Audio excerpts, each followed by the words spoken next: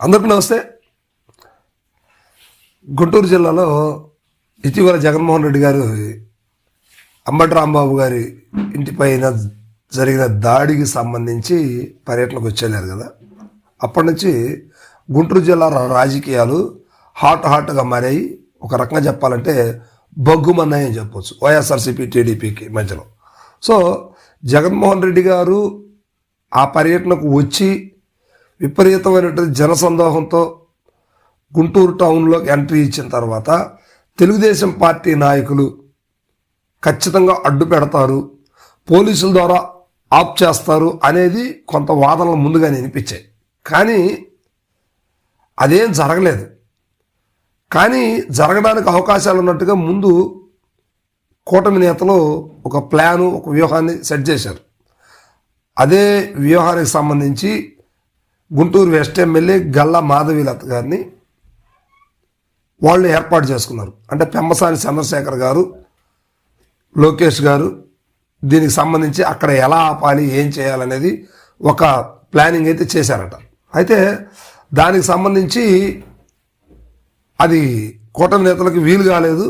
జగన్మోహన్ రెడ్డి గారు వచ్చినటువంటి ఆ జనాల ఆ తాకిడికి, ఆ ఉరవడికి కూటమి నేతలు ఏం చేయలేకపోయారు. సో ఇలాంటి సందర్భాల్లో మాటలతోనైనా వైఎస్ఆర్సీపీ వాళ్ళని ఇబ్బంది పెట్టాలి అనే ఒక కోణంలో గల్లా మాధవి గారు కొన్ని అనుచిత వ్యాఖ్యలు చేశారు. అదేవిధంగా వైఎస్ఆర్సీపీలో సీనియర్ నాయకులు మాజీ మంత్రివర్యులు ఆర్కే రోజా గారు, ఆమె కూడా గల్లా మాధవి పైన కొన్ని వ్యాఖ్యలు చేశారు. సో వీళ్ళిద్దరు ఎవరు ముందు మాట్లాడారు, ఎవరు తర్వాత మాట్లాడారు అనే విషయం పక్కన పెడితే ఇద్దరు ఒకళ్ళనొకళ్ళు నిందించుకున్నారు. నువ్వు భూమికి జారుడున్నావని ఆర్కే రోజా గారు గల్లా మాధవి గారిని మాట్లాడటం జరిగింది. సో నువ్వు ఎంత ఉంటావు, నీ బాడీ స్ట్రక్చర్ ఎలా ఉంటుంది, నువ్వు ఎలా ఉంటావు అని చెప్పేసి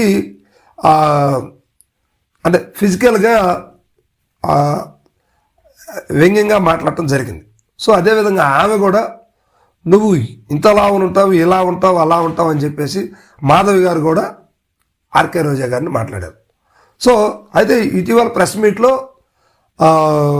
గల్లా మాధవి గారు మాట్లాడుతూ వైఎస్ఆర్సీపీ వాళ్ళకి ఏమీ పని లేదు, వైఎస్ఆర్సీపీ వాళ్ళు ఇప్పుడే కాదు చంద్రబాబు నాయుడు గారి బాడీ మీద, అదేవిధంగా లోకేష్ గారి మీద, ఇక ఆడవాళ్ళు అనేది లేదు, మగవాళ్ళు అనేది లేదు, ఎవరి మీద కూడా వైఎస్ఆర్సీపీ అది ఒక పనిలాగా చేస్తుంది అని మాధవి గారు మీడియా ముఖంగా తెలియజేయడం జరిగింది. దానికి సంబంధించి వైఎస్ఆర్సీపీలో ఉన్నటువంటి మహిళలు కూడా, అంటే వైఎస్ఆర్సీపీలో ఎక్కువగా మాట్లాడేవాళ్ళు లేకపోవచ్చు, కానీ ఉన్నటువంటి కొంతమంది కూడా గట్టిగా మాట్లాడేటువంటి వాళ్ళ వాయిస్ వినిపించేవాళ్ళు ఉన్నారు, ఆర్కే రోజా లాంటి వాళ్ళు. సో ఆమె కూడా ఈ మీద తిరిగి కౌంటర్ ఇచ్చింది, నువ్వు అలా ఉంటావు, ఇలా ఉంటావని. సో రాజకీయ విశ్లేషణ, రాజకీయ చర్చలకు తావు లేకుండా వీళ్ళు సొంతగా రకరకాల విషయాల మీద పర్సనల్ ఎజెండాతోటి పర్సనల్ విషయాల్లోకి వెళుతూ పార్టీ విషయాలు, ప్రజలకు చేయాల్సినటువంటి మేలు గురించి పక్కన పెట్టేసి ప్రజానాయకులు, ప్రతినిధులైనటువంటి వీళ్ళు ఇలాగ కొట్టుకోవటం, ఇలాగ తిట్టుకోవటం అనేది కొంచెం ఇబ్బందికరంగానే ఉంది. అది ముఖ్యంగా ఆంధ్రప్రదేశ్లో ఈ మధ్యకాలంలో చూస్తే మనం రాజకీయం అనేది బాగా వేడెక్కింది. ఒక సీజన్ అనేది లేకుండా ఇష్టానుసారంగా రాజకీయ వ్యాఖ్యలు చేసుకుంటూ ఉన్నారు.